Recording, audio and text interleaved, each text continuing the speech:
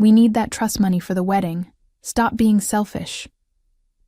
Mom's voice cut through the phone like a blade, sharp and demanding.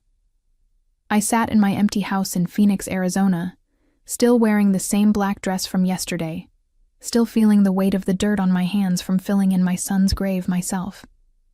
I said quietly, "I understand." My name is Allison, and I'm 35 years old. 2 days ago, I buried my 9-year-old son completely alone while my parents and sister celebrated her engagement party across town. They knew about the funeral. They chose the party instead. The silence on the other end of the phone stretched long enough that I wondered if Mom had hung up. Then she cleared her throat. "Good. Patricia needs $12,000 for the catering deposit, and we figured Tyler's trust fund can cover it. You're the executor, so just write the check."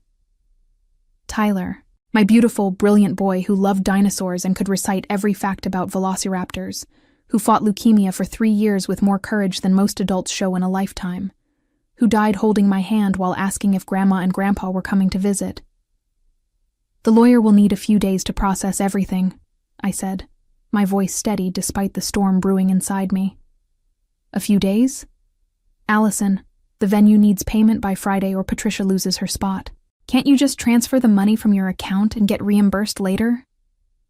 I closed my eyes, remembering how I'd begged them to postpone Patricia's engagement party.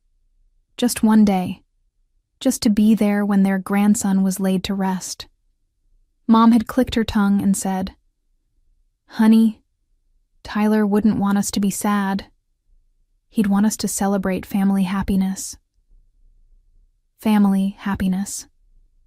While I shoveled dirt onto my child's coffin with my bare hands because the funeral home workers had already left. "I'll take care of it," I told her. "Perfect. And Allison? Try to focus on the positive. Patricia's wedding will be a fresh start for all of us. We need to put this difficult time behind us and move forward." The call ended. I set the phone down and walked to Tyler's bedroom, where his dinosaur posters still covered the walls and his favorite stuffed triceratops sat on the unmade bed. We'd been living in this house for the past year, ever since I'd moved back to Phoenix to be closer to family during Tyler's treatment.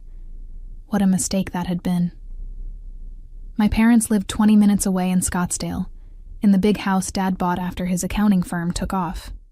Patricia, my younger sister by 3 years, lived in their pool house while planning her dream wedding to a real estate developer named Brad. When Tyler was first diagnosed, they'd seemed supportive. They visited the hospital a few times, brought flowers, said all the right words about being there for us. But as months turned to years, and Tyler's condition worsened, their visits became less frequent. They were busy people, after all. Dad had clients to manage. Mom had her garden club and book society. Patricia had wedding venues to tour and dresses to try on. The breaking point came 6 months ago when Tyler was back in the hospital for another round of chemotherapy. He'd been asking for Grandpa to come read him dinosaur books like he used to. I called Dad's office 3 times that day. His secretary kept saying he was in meetings. That evening, I saw Patricia's Instagram story, a family dinner at their favorite steakhouse. Mom, Dad, Patricia, and Brad, all smiling over expensive wine and perfectly plated food. The timestamp showed it was posted while Tyler was throwing up from his treatment, asking why his grandparents didn't love him anymore. I should have known then what I know now. When it came to choosing between convenience and commitment, they would always take the easy path. Tyler's trust fund had been established by my ex-husband's family after his death in a car accident 4 years ago. $50,000, meant to secure Tyler's future. College, maybe a house someday, whatever he might need. When Tyler was diagnosed, I'd been grateful for that safety net, even though I never touched a penny of it. My job as a nurse at Phoenix Children's Hospital provided enough for us to get by, and I wanted that money to remain Tyler's. Now Tyler was gone, and legally, as his mother and the executor of his estate, the money belonged to me. But they didn't know what I'd already done with it. 3 weeks ago, when Tyler's doctors told me his time was running short, I'd made a decision. I called the lawyer who managed the trust and asked about charitable giving. Could the money be donated in Tyler's name? Of course, he'd said. Just needed my signature as executor. I'd spent hours researching children's cancer organizations, reading about their programs and impact. I wanted Tyler's legacy to help other kids fighting the same battle he'd fought so bravely. The paperwork was completed 2 weeks ago. Every penny of that $50,000 was already donated to the Children's Cancer Research Alliance, with a memorial fund established in Tyler's name. The irony was beautiful. While my family planned their party instead of supporting their grandson in his final days, I was ensuring Tyler's memory would live on in a way that actually mattered. I walked to my kitchen and poured a cup of coffee, thinking about tomorrow's family dinner. Mom had called it a healing gathering, where we could process our grief together and discuss Patricia's wedding plans. She'd insisted I come, despite my protests that I wasn't ready to be around people yet. But I would go. I would sit at their table, listen to their wedding talk, and wait for the perfect moment to share what I'd already done with Tyler's trust fund. The look on their faces would be worth every moment of pain they'd caused. My phone buzzed with a text from Patricia. "Can't wait to see you tomorrow. Mom says you're being super generous with Tyler's money. You're the best sister ever." I smiled for the first time since the funeral. The next evening, I drove to my parents' house in Scottsdale, passing the cemetery where Tyler rested under a small headstone I'd chosen myself. No one had offered to help with those arrangements either. They were too busy sampling wedding cakes. The house looked exactly the same as always. Perfectly manicured lawn, expensive cars in the driveway, warm light spilling from the windows. A picture of suburban success that hid so much ugliness underneath. I sat in my car for a moment, gathering strength. Inside that house were the people who should have loved Tyler unconditionally, who should have dropped everything to be with him in his final weeks. Instead, they'd treated his illness like an inconvenience, his death like an interruption to their important plans. Dad opened the door before I could knock, wrapping me in what felt like a performance of a hug. "Allison, sweetheart, we're so glad you could make it. Your mother's made your favorite pot roast." My favorite pot roast, as if food could make up for abandoning their grandson. The dining room was set with Mom's best china, the kind she only used for special occasions. Apparently, discussing how to spend my dead son's money qualified as special. Patricia and Brad were already seated, Patricia practically glowing with excitement, Brad checking his phone with the kind of boredom that suggested he'd rather be anywhere else. "There she is." Patricia jumped up to hug me. "I'm so sorry I couldn't make it to the funeral.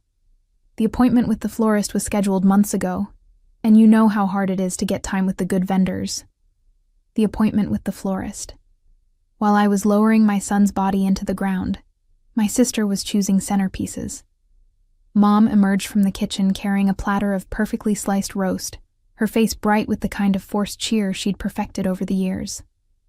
I thought we could have a nice family dinner and talk about moving forward. We've all been through so much these past few years. We'd all been through so much, as if she'd been the one sleeping in hospital chairs and holding her child's hand through endless treatments. I took my seat at the table, the same chair I'd occupied during family dinners throughout my childhood. Tyler used to sit next to me when we visited, asking endless questions about everything and making everyone laugh with his dinosaur impressions. The empty space beside me felt huge.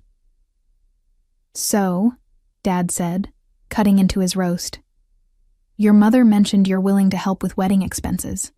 That's very generous, especially considering everything you've been dealing with. Tyler would want us to celebrate happiness," Mom added quickly. "He was such a joyful little boy. He'd want his money to go towards something beautiful." I almost choked on my water. Tyler would want his money to help other sick children, not fund a party for people who couldn't be bothered to attend his funeral. Patricia leaned forward eagerly. "I've been thinking about the most meaningful way to honor Tyler at the wedding. Maybe a small memorial table with his photo? Something tasteful that doesn't bring down the mood too much." A memorial table. A photo. After abandoning him completely, she wanted to use his memory as wedding decoration. "That sounds lovely," I said carefully. Brad looked up from his phone for the first time. How much are we talking about anyway? The trust fund amount? There it was. The real reason for this dinner.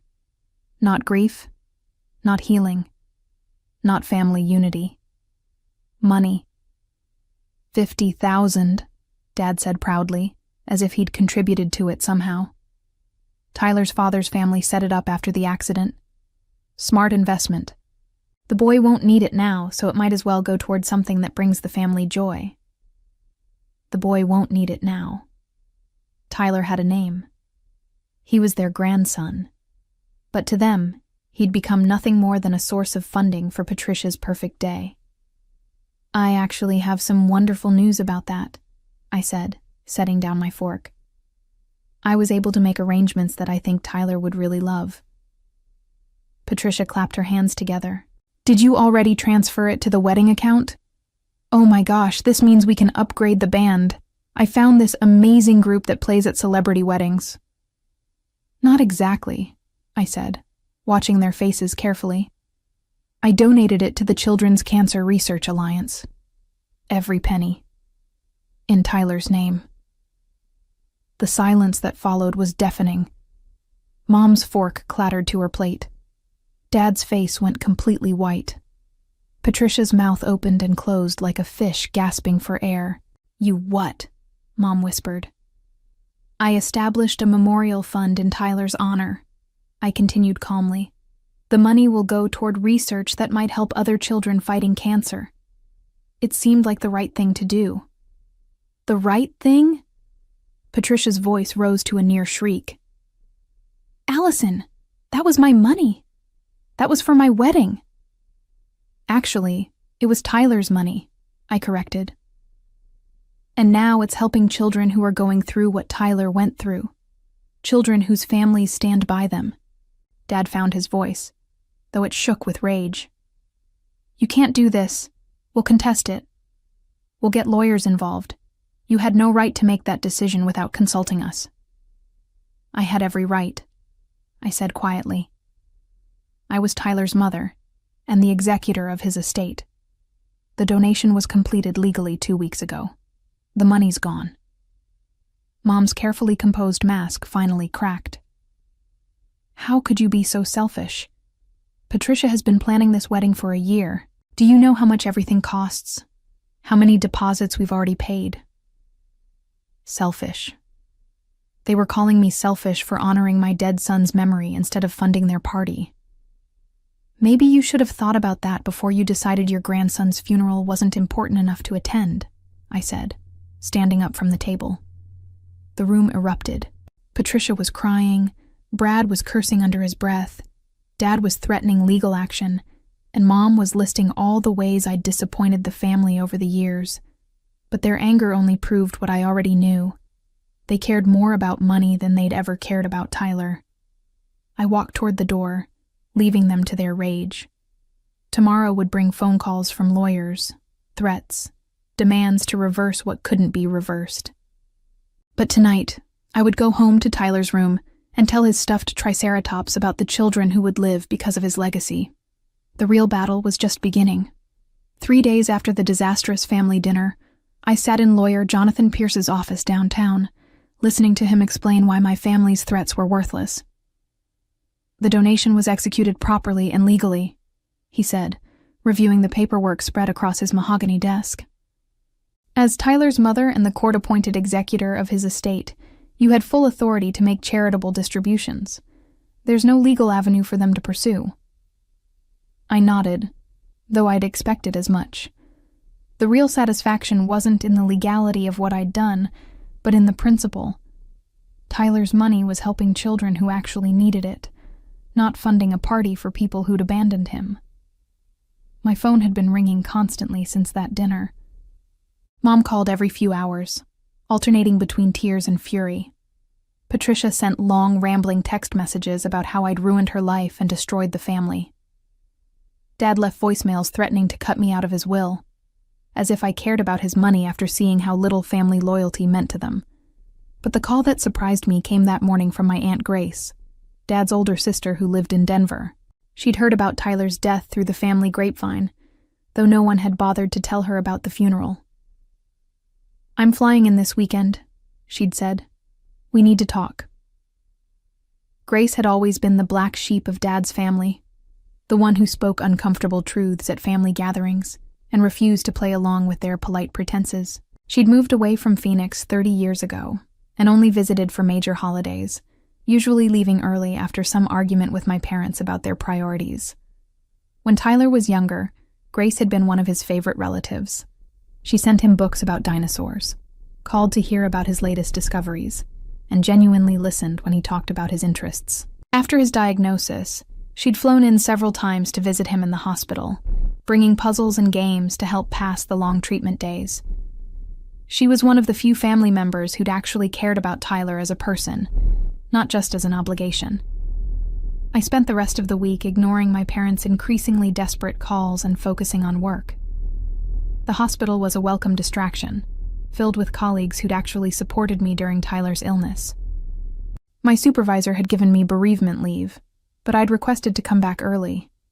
Staying busy helped keep the grief manageable. On Friday evening, I picked Grace up from the airport. She looked exactly the same as always.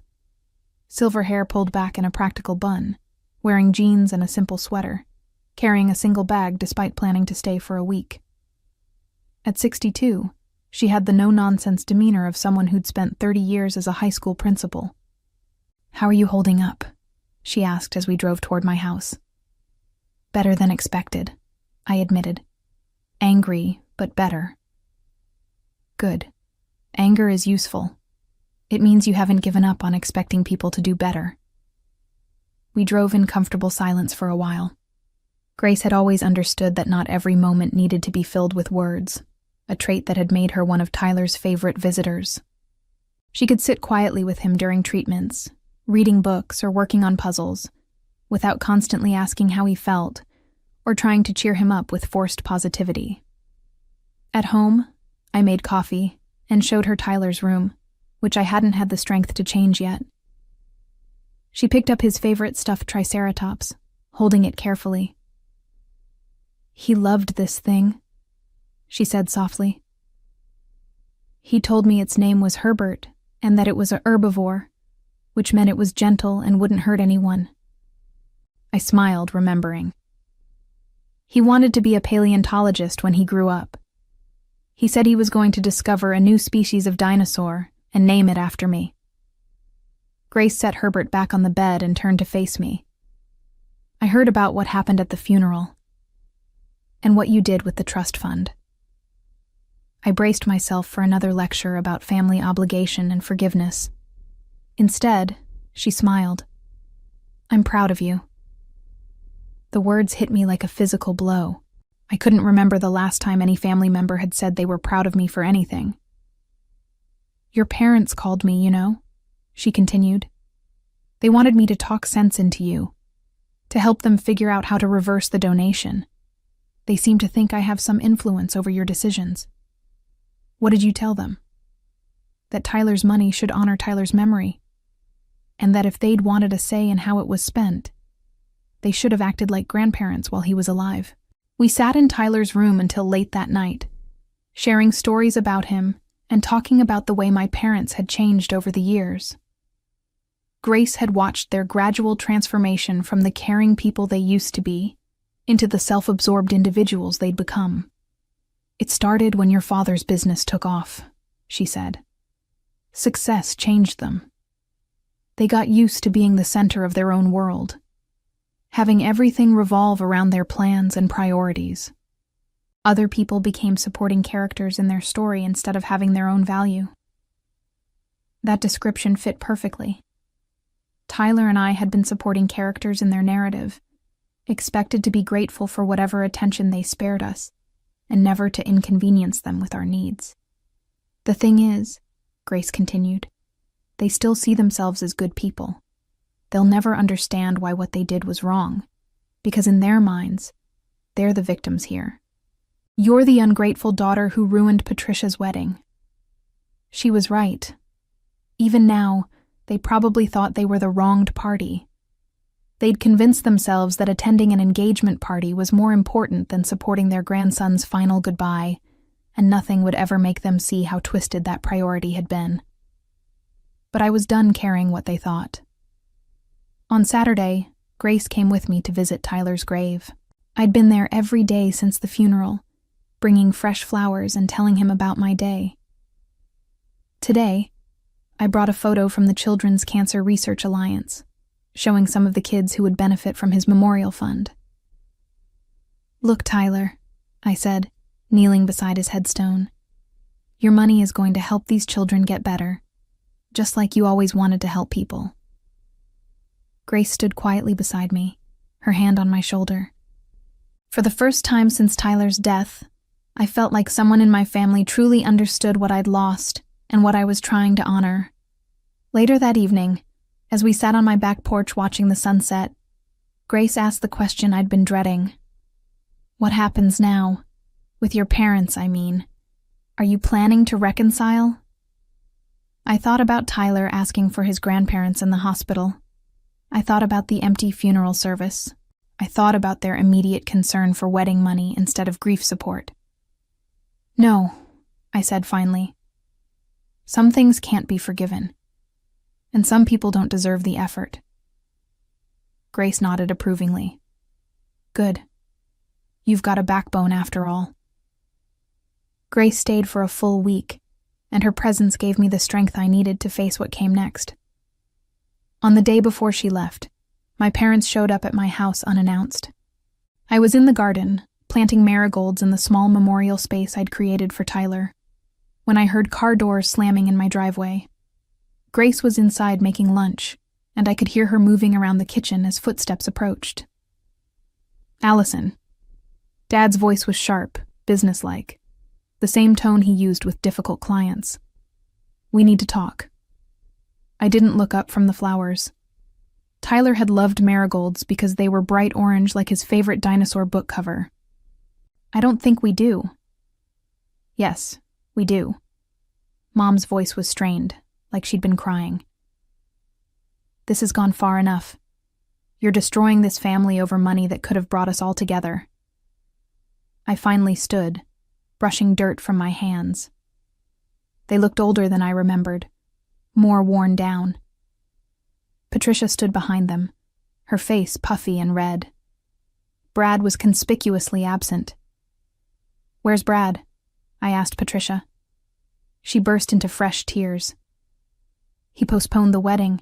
He says we need to figure out our finances before we can plan a future together. It's all your fault." I felt a small stab of satisfaction. So there were consequences for Brad too. Consequences that were already rippling through their perfect plans. "The venue canceled our reservation," Mom continued, her voice rising. "The caterer is keeping our deposit, but won't do the event without full payment. Patricia's dress has been ordered and can't be returned. Do you know how much money we're losing because of your selfishness?" Grace appeared in my doorway, wiping her hands on a dish towel. She looked at my parents with the same expression she probably used on unruly teenagers back when she was still teaching. "Grace." Dad's tone shifted, becoming falsely warm. "I'm glad you're here. Maybe you can help Allison see reason." "I can see just fine," Grace said coolly. "The question is whether you can." Patricia stepped forward, mascara streaking her cheeks. "Aunt Grace, you don't understand. This was going to be the perfect wedding. I've been planning it for 2 years. Everyone's already asked for time off work, sent in their RSVPs. I have to tell 200 people that it's canceled because my sister decided to throw money away on strangers instead of helping her own family." "Strangers," I repeated slowly. "You mean children with cancer?" "You know what I mean," Patricia snapped. "Kids you don't even know, who have nothing to do with our family. Meanwhile, your actual family is falling apart, and you don't care." The audacity was breathtaking. They were angry at me for caring about sick children instead of Patricia's party, and they genuinely saw themselves as the victims in this situation. "Tell me," I said, looking directly at Mom. What did you do the day Tyler died? Mom's face flushed. That's not fair. We were processing our own grief. You went shopping for bridesmaid shoes, I said quietly. I called you from the hospital at 3 p.m. to tell you Tyler was gone, and you said you'd call me back because you were at the mall with Patricia. That's not how it happened, Dad protested. It's exactly how it happened. And when I called back 3 hours later, crying and asking if you could come over, Mom said she had book club and would see me later in the week. The silence stretched between us. Grace watched my parents with disgust, while Patricia shifted uncomfortably. Your grandson died, and you went to book club, I continued. You skipped his funeral for an engagement party. You never once asked how I was holding up, never offered to help with arrangements, never even sent a card. But now you're here demanding his trust fund money for Patricia's wedding. We're grieving too, Mom said weakly. No, you're not. You're inconvenienced. There's a difference.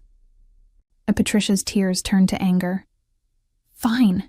You want to punish us? You want to destroy my happiness because you're miserable? Well, congratulations. You won. Brad thinks I'm financially irresponsible now. He's questioning whether I can be a good partner if I can't manage money properly. The wedding is off. Probably forever. I should have felt sorry for her. Part of me expected to feel guilty for the collateral damage to her relationship. Instead, I felt nothing but cold satisfaction. Maybe Brad's right to question your priorities, I said. Maybe he realized that someone who chooses party planning over family funerals isn't the partner he wants. Patricia's face went white with rage. How dare you? How dare you judge my relationship when you couldn't even keep Tyler's father alive? The words hit like a physical slap. Even Grace gasped. Dad grabbed Patricia's arm, but it was too late. Patricia, that's enough, he said, but his voice lacked conviction. I stared at my sister. This woman who had just blamed me for my husband's death in a car accident, and felt something inside me break completely. Not the clean break of sudden trauma, but the slow, grinding destruction of the last threads holding a relationship together. Get off my property, I said quietly. Allison, she didn't mean it, Mom started. Get off my property now, or I'm calling the police. Grace stepped up beside me, her presence solid and supportive. You heard her. Leave. Dad opened his mouth to argue, but something in my expression must have convinced him I was serious. He took Mom's arm and steered her toward the car. Patricia followed, still crying, throwing one last desperate plea over her shoulder. This isn't over, Allison. We're family. Family doesn't abandon each other like this. I watched them drive away, feeling lighter than I had in months. They were right about one thing. Family doesn't abandon each other. That's exactly why I'd cut them out of my life. Grace put her arm around my shoulders. Are you okay? I think so, I said, and realized I meant it. That evening, Grace and I sat on my back porch with glasses of wine, watching the sunset paint the sky orange and pink, Tyler's favorite colors. There's something I haven't told you, Grace said eventually, about your parents and Patricia. I looked at her curiously. They called me 2 months ago, right after Tyler's diagnosis got worse. They wanted advice about how to handle the situation. My stomach tightened. What kind of advice? They were worried about how much time and money Tyler's care was taking. They wondered if it might be better for everyone if you moved Tyler to a facility, somewhere with professional care, so you could focus on getting your life back together. The words took a moment to sink in. They wanted me to put Tyler in a hospice. Not exactly hospice. More like long-term care. Somewhere he could be comfortable while you figured out your next steps. I felt sick. While I was fighting for every possible treatment, every chance to give Tyler more time, my parents were planning ways to remove him from their lives entirely. I told them they were heartless, Grace continued. I said if they couldn't support their daughter and grandson during the hardest time of their lives, they didn't deserve to be called family. The final piece of the puzzle clicked into place. That's why they'd pulled away even more in Tyler's final months. Not because they were busy or overwhelmed, but because they saw him as an inconvenience to be managed rather than a child to be loved. After Grace left for Denver, I threw myself into work with renewed purpose. The pediatric oncology ward at Phoenix Children's Hospital had been my second home during Tyler's treatment, and now it became my refuge. The children there reminded me daily why Tyler's memorial fund mattered more than any wedding. 2 weeks after my family's confrontation, I received a call that changed everything. "Miss Allison?" The voice was young, uncertain. "This is Jennifer from the Children's Cancer Research Alliance. I work in donor relations." I'd been expecting some kind of follow-up about the memorial fund, probably routine paperwork or a thank you letter. "We received your donation in Tyler's name," Jennifer continued. "It's incredible, and we're so grateful. But I'm calling because something unusual has happened." My heart skipped. Had my parents somehow found a way to contest the donation after all? "What kind of unusual?" "Well, we've been getting calls, lots of calls. People claiming to be Tyler's grandparents and aunt, saying the donation was made without proper family consent. They're demanding we return the money to them directly." I sank into my kitchen chair. Of course they were. When legal challenges failed, my family had decided to try emotional manipulation on a charity organization. "They can't do that legally," I said. "I was the executor." "Oh, we know that. Our legal team confirmed everything was proper, but the calls are getting more aggressive." Yesterday, a woman claiming to be Tyler's grandmother called and said the donation was made by someone having a mental breakdown who wasn't competent to make financial decisions. My face burned with humiliation and rage. They were attacking my mental health to try to get Tyler's money. They were telling strangers that I was unstable, incompetent, unfit to make decisions about my own son's legacy. "The thing is," Jennifer continued hesitantly, "they're also claiming that you stole the money from them, that it was meant for a family emergency and you diverted it to charity to hurt them." The grandmother was crying on the phone, saying her other granddaughter's life was being destroyed because of this. I closed my eyes. Mom's performance had probably been worthy of an Oscar. "I need to be clear about something," I said firmly. "Those people are not Tyler's family. Tyler's biological father died 4 years ago, and his family established the trust. My parents and sister abandoned Tyler during his illness and skipped his funeral. They have no legal or moral claim to his money." There was silence on the other end, then a relieved sigh. "Thank you for clarifying. We deal with family disputes sometimes, but this felt different, more malicious." Because it is malicious. They're not grieving grandparents trying to honor Tyler's memory. They're people who want money for a wedding and are willing to lie to a children's charity to get it. After I hung up, I sat in my kitchen trembling with rage. It wasn't enough for them to abandon Tyler and attack me. Now they were harassing the very organization trying to help children like him. They were so desperate for Patricia's wedding money that they'd try to manipulate grieving families and overworked charity employees. That afternoon, I did something I'd never done before. I called a local news reporter. Melissa Torres worked for Channel 12's investigative team, and I'd seen her stories about charity fraud and family exploitation. She agreed to meet me for coffee, intrigued by my brief description of the situation. "So, let me understand this," Melissa said, reviewing the notes she'd taken during our hour-long conversation. "Your parents and sister skipped your son's funeral to attend an engagement party, then demanded his trust fund money for wedding expenses. When you donated it to Children's Cancer Research instead, they're now harassing the charity and claiming you're mentally incompetent." "That's exactly right." Melissa shook her head. "I've covered some awful family disputes, but this is particularly cruel. The charity angle makes it newsworthy, especially if they're making false claims about mental competency to try to reverse a legal donation. What would a story accomplish? Public accountability. Sometimes people behave better when they know their actions might become public knowledge. And it would protect the charity from further harassment by clarifying the legal situation. I thought about Tyler, about the children in the cancer ward who needed research funding more than Patricia needed a perfect wedding. I thought about my parents' willingness to attack a charity helping sick kids.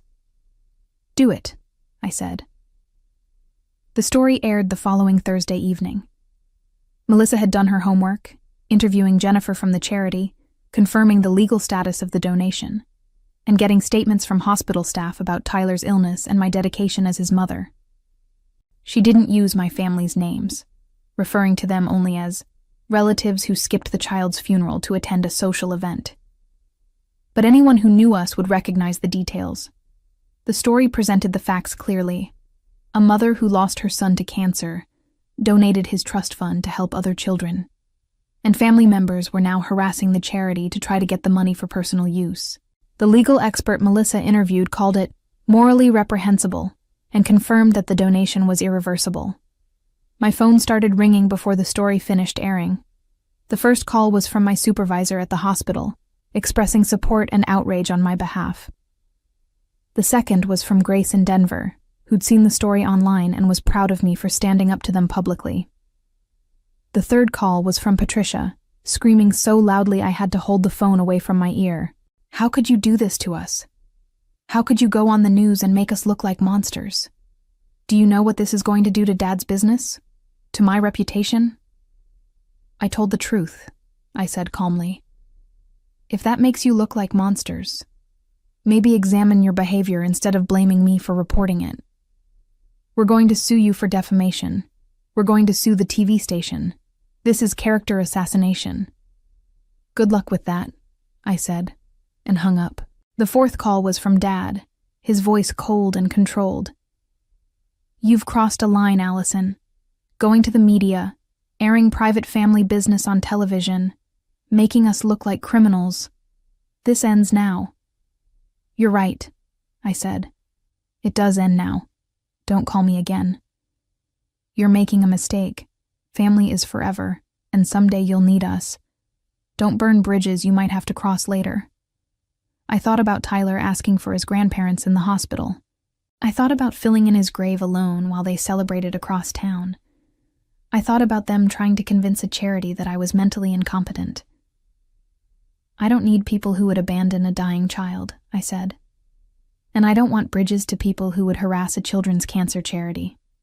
Goodbye, Dad. I blocked all their numbers that night, feeling like I was finally free to grieve Tyler properly without their demands and manipulations poisoning my healing process. The news story had consequences I hadn't anticipated. Over the next week, I received dozens of calls and emails from people who'd seen the report and wanted to share their own stories of family betrayal during times of crisis. Parents who'd been abandoned by relatives when their children became ill. Spouses who'd discovered their partner's true character during medical emergencies. Adult children whose parents had shown their real priorities when serious problems arose. But the most surprising call came from someone I hadn't heard from in years. My ex-sister-in-law, Diane, Tyler's father's sister. I saw the news story, she said, her voice tight with emotion. I can't believe they did that to you and Tyler. Kevin would be furious. Kevin had been my husband, Tyler's father, killed in a car accident when Tyler was 5. His family had been devastated by the loss, but they'd stayed connected to Tyler and me, treating us as permanent family despite the tragedy. The trust fund had been their idea. Their way of ensuring Tyler's future was secure.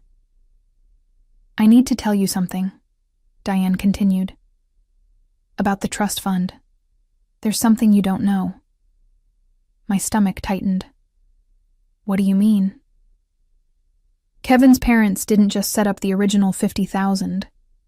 They've been adding to it every year on Tyler's birthday. The account has over $80,000 in it now. I nearly dropped the phone. What?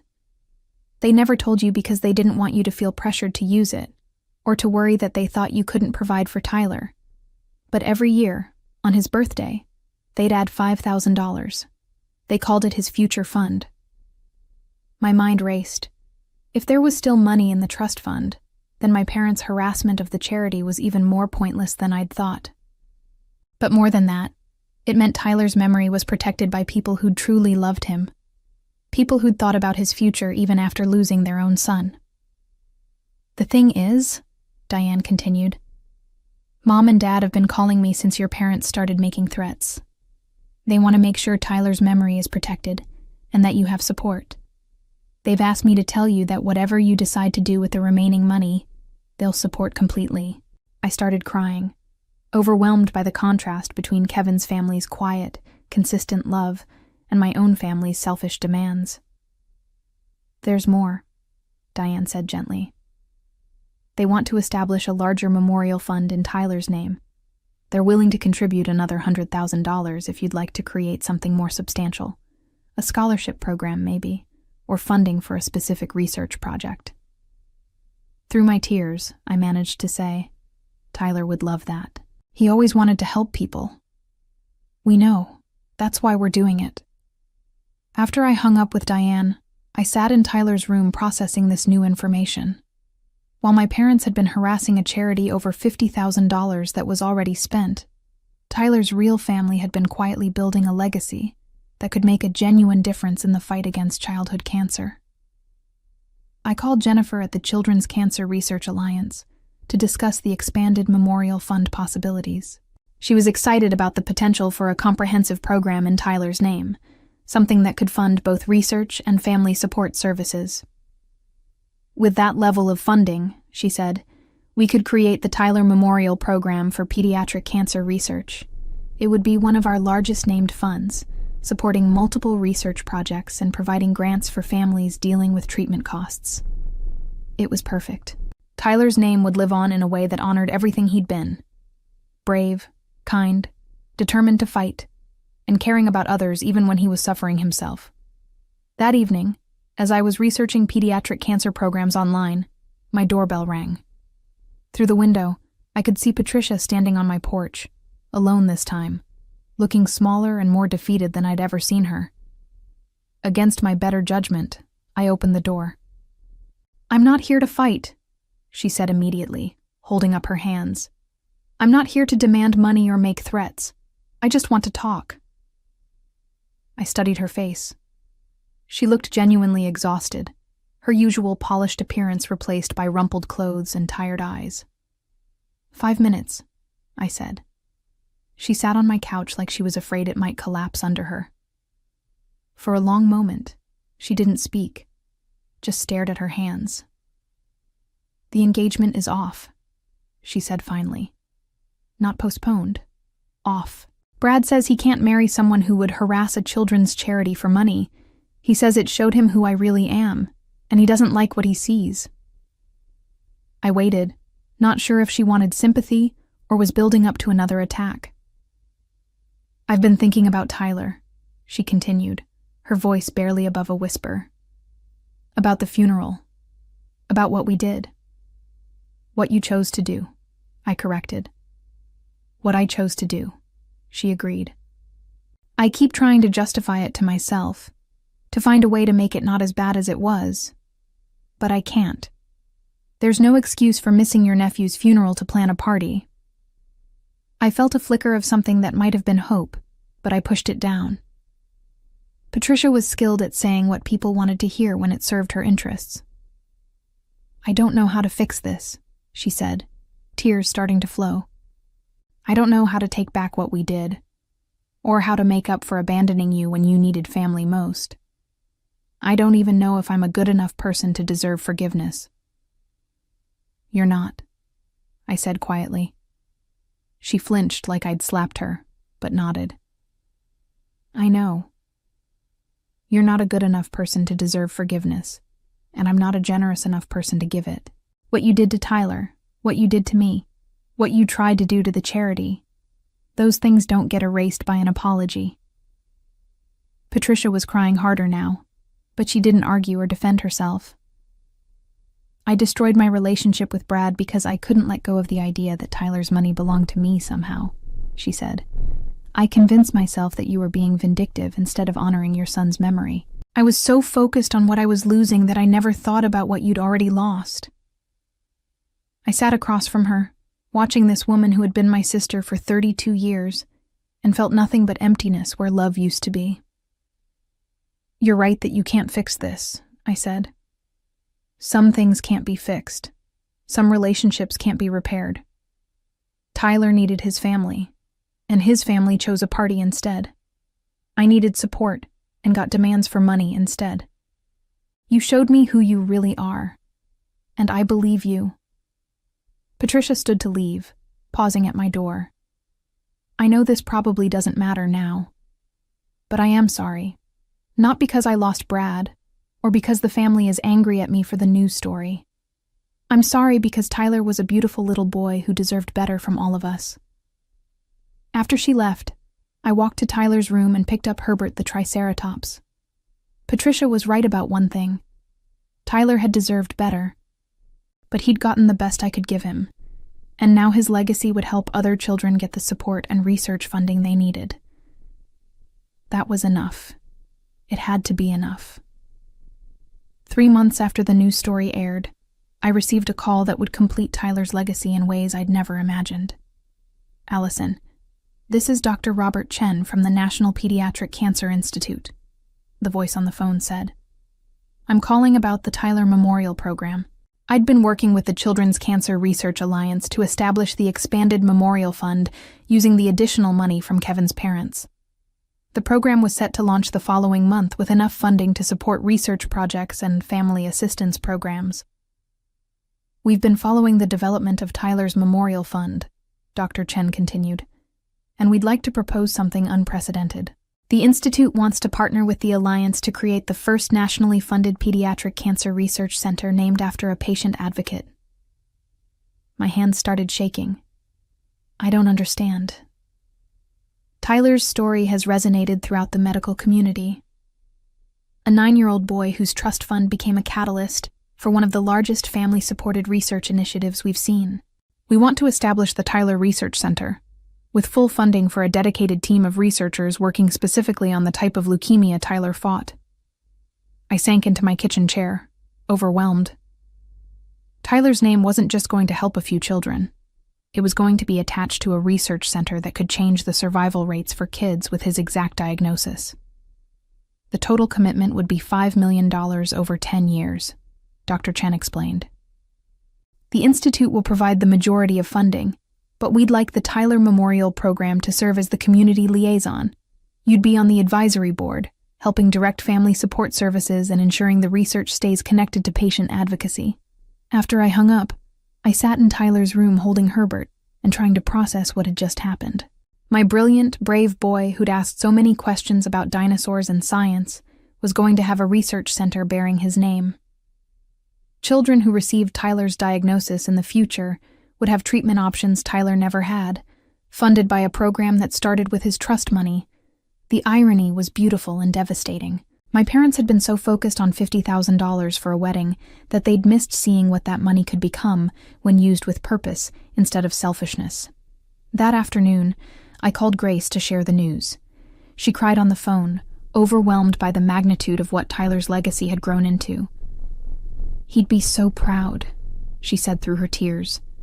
"He always wanted to help people, and now he's going to help children for generations to come."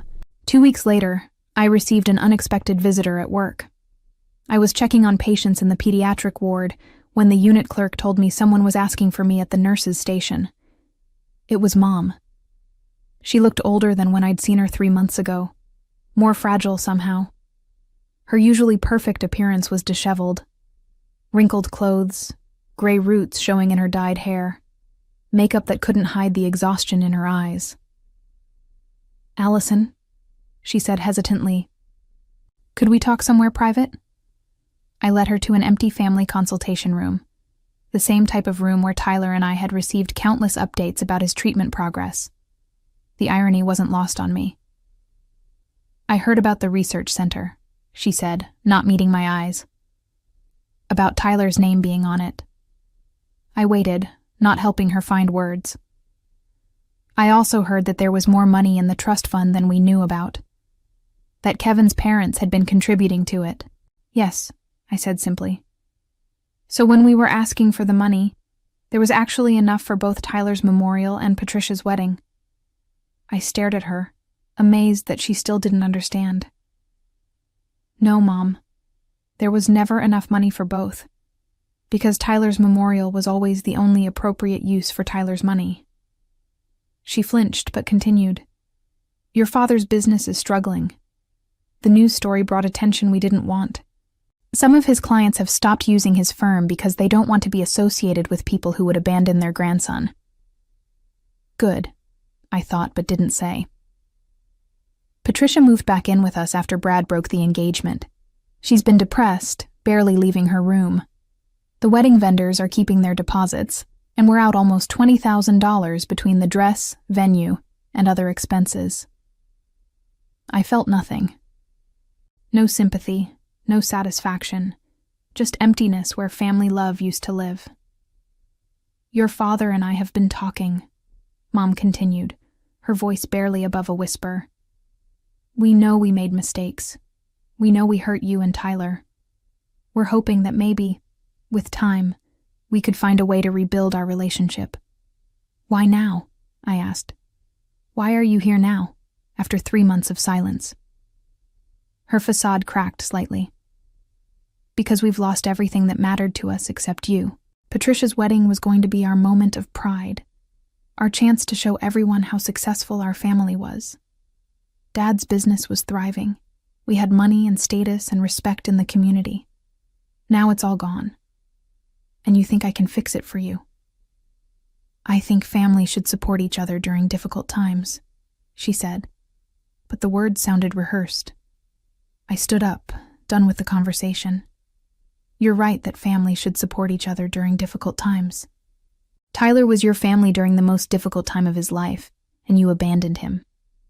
I was your family when I was grieving the loss of my child, and you demanded money from me. Now you're facing consequences for your choices, and suddenly you remember what family means. We're sorry, Mom said desperately.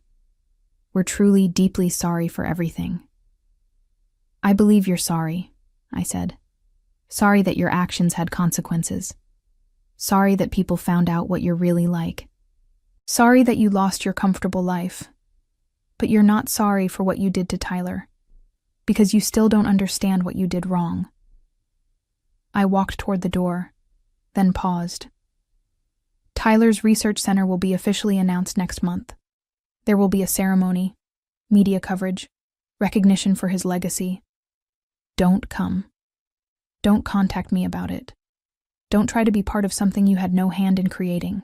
Mom started crying then, the kind of desperate tears that come when someone realizes they've lost something permanently. You're our daughter, she said. Tyler was our grandson. We love you both. No, I said quietly. You love the idea of us when it's convenient for you. Tyler needed grandparents who would show up, and I needed parents who would support me. You proved that love isn't what drives your choices. Self-interest is.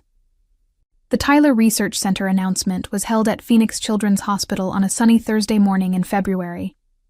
The ceremony took place in the same conference room where Tyler and I had attended so many meetings with his treatment team, now transformed with banners and displays, showcasing the research the center would fund.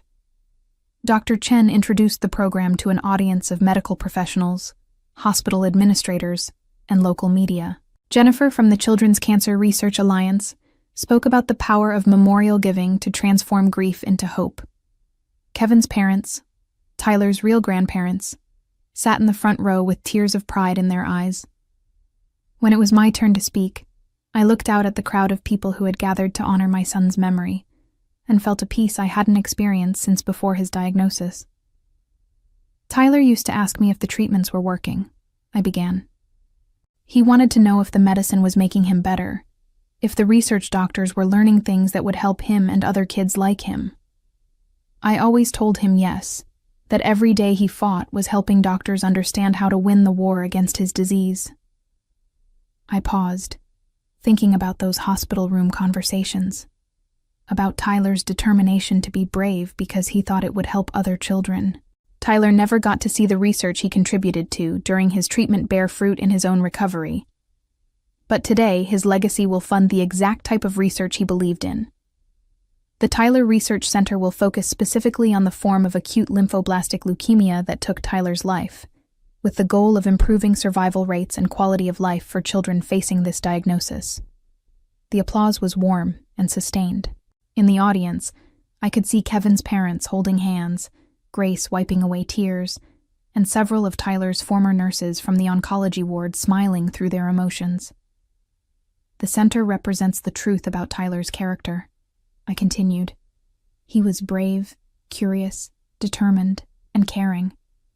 Even at 9 years old, he understood that fighting his disease wasn't just about his own survival. It was about contributing to knowledge that could save other children. This research center will embody those values for years to come. After the ceremony, as people mingled and viewed displays about the center's planned research projects, Grace approached me with a concerned expression. "There are some people outside asking to speak with you," she said quietly. "They say they're Tyler's grandparents." My parents had come after all, despite my explicit request that they stay away. Through the window, I could see them standing in the hospital parking lot with Patricia, all three looking uncertain and out of place. "Do you want me to have security ask them to leave?" Grace asked. I considered it, but realized this might be the perfect opportunity to end things definitively. "No. Let me talk to them." I walked outside, where my parents and Patricia waited beside Dad's car. They looked smaller somehow, diminished by the weight of their choices. "We just wanted to see," Mom said quietly, "to understand what Tyler's money became." "This is what it became," I said, gesturing toward the hospital behind me. "A research center that will help children live. A legacy of hope instead of a party that would have been forgotten in a day." Dad stepped forward, his face showing the strain of recent months. "We know we were wrong. We know we hurt you and Tyler. But we're still family, Allison. We still love you." "Do you?" I asked. "Do you love me, or do you love the idea of having a daughter who's now connected to a prestigious medical research program? Do you love Tyler, or do you love the reflected status of having a grandson with a research center named after him?" Patricia spoke for the first time. "I know you have no reason to believe me, but seeing what Tyler's money created, seeing what his life meant to all these people, it makes me understand how wrong I was. I was so focused on my wedding, on my perfect day, that I couldn't see past my own wants to what actually mattered." "That's the first honest thing you've said in years," I replied. "I've been thinking about what you said, about some relationships not being repairable," Patricia continued. "You're right. What we did to Tyler, what we did to you, it can't be fixed with apologies. But I need you to know that I understand now why you'll never forgive us." And I studied her face, looking for signs of manipulation or self-serving motives. Instead, I saw something I'd never seen from her before: genuine shame and understanding of the magnitude of what they'd lost through their own choices. "The worst part," she continued, tears beginning to flow, "is that Tyler was an amazing little boy, and we missed the chance to really know him because we were so wrapped up in ourselves. I can't get that back. We can't get those years back, and now we can't even be part of honoring his memory because we gave up the right to call ourselves his family." Mom reached for my hand, but I stepped back. "Please, Allison, we know we don't deserve forgiveness, but could there be a way forward? Some path to rebuilding what we destroyed?" I looked at these three people who had shaped my early life, who had given me childhood memories and family traditions, who had also abandoned their grandson in his final months and harassed a children's charity for money. They weren't monsters, but they weren't good people either. They were selfish, short-sighted individuals who had revealed their true character when tested by real hardship. "No," I said simply. "There's no way forward because you haven't actually changed. You're here because Tyler's story brought you shame and consequences, not because you've developed empathy for what he went through or what I went through." You want back into my life now that it's successful and prestigious, but you weren't interested when it was just grief and struggle. I turned to walk back into the hospital, then stopped. Tyler deserved grandparents who would show up for him unconditionally. I deserved parents who would support me during the worst time of my life. You chose yourselves instead, repeatedly and deliberately. The Tyler Research Center will save children's lives, and you'll have no part in that legacy. That's not punishment. That's just consequences. 6 months later, I stood in Tyler's room packing the last of his belongings. I was moving to a smaller house across town, one without so many memories of illness and loss. But I was carefully preserving everything that mattered. His dinosaur books, his favorite drawings, Herbert the Triceratops, and the framed photo from the Tyler Research Center dedication ceremony. The center had exceeded all expectations in its first months of operation. 3 research projects were underway. 2 families had received emergency financial assistance, and preliminary results from one study were already showing promise for improved treatment protocols. Tyler's legacy was saving lives, just as he would have wanted. Grace visited that weekend to help with the move. At 73, she insisted on carrying boxes despite my protests, claiming that staying busy kept her young. "Any word from your parents?" she asked, as we loaded my car with Tyler's carefully packed memories. "Nothing direct," I said. "But I heard Dad's accounting firm went out of business last month. Apparently, too many clients decided they didn't want to work with someone who'd abandon his grandson. And Patricia? Still living with them, from what I understand. Still single. Still dealing with the consequences of her choices." Grace nodded approvingly. "Good. Some people need to live with the results of their actions for a while before they develop any real character." As we drove to my new house, I reflected on the year that had passed since Tyler's death.